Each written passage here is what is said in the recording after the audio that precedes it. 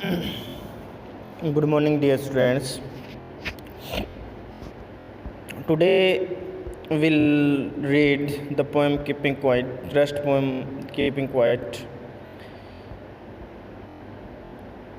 Keeping quiet का जो meaning है वो बहुत ही ज़्यादा है, बड़ा है। अगर हम इसकी बात करें तो हमें टोटल एक्टिविटी को, जो पूरे वर्ल्ड में एक्टिविटी चल रही है, उसको कम्प्लीटली बंद करना है।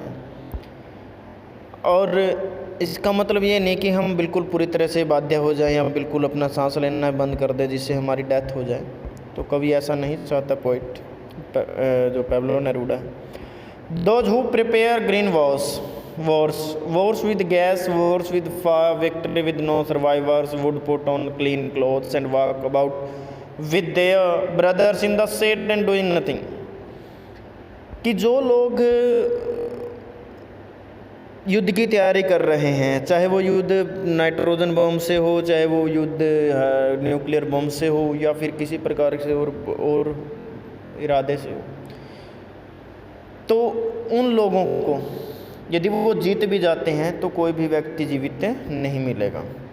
जिससे क्या होगा कि वो जीत तो जाएंगे लेकिन वो जीत उनको वो खुशी नहीं दे पाएगी जो उनको चाहिए।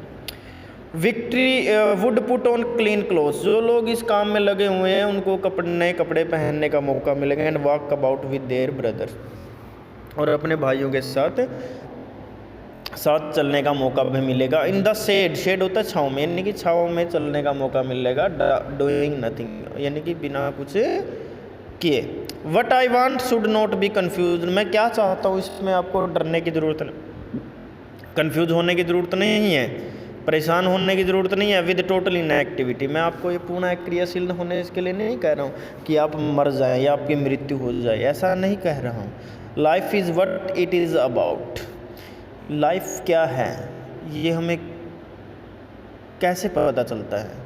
I want not truck with death, हम सभी चाहते हैं या फिर हम जानते हैं कि हम क्या नहीं चाहेंगे, हम मृत्यु के साथ कोई संबंध रखना नहीं चाहेंगे।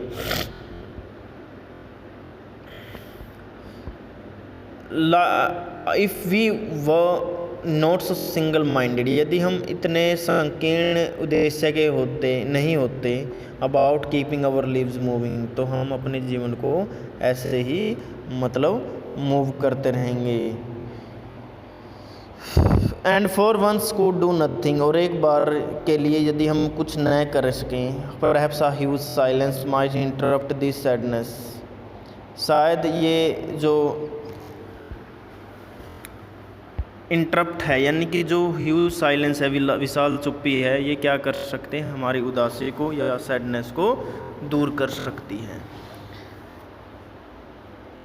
Of never understanding our selves and of them threatening our selves with death, ये क्या चाहते हैं कि हमारे अंदर एक डर पैदा होता है और हम जिस उदासी भरे जीवन में जी रहे हैं वो बिना समझा हुआ, हम उसको कभी समझ नहीं सकते।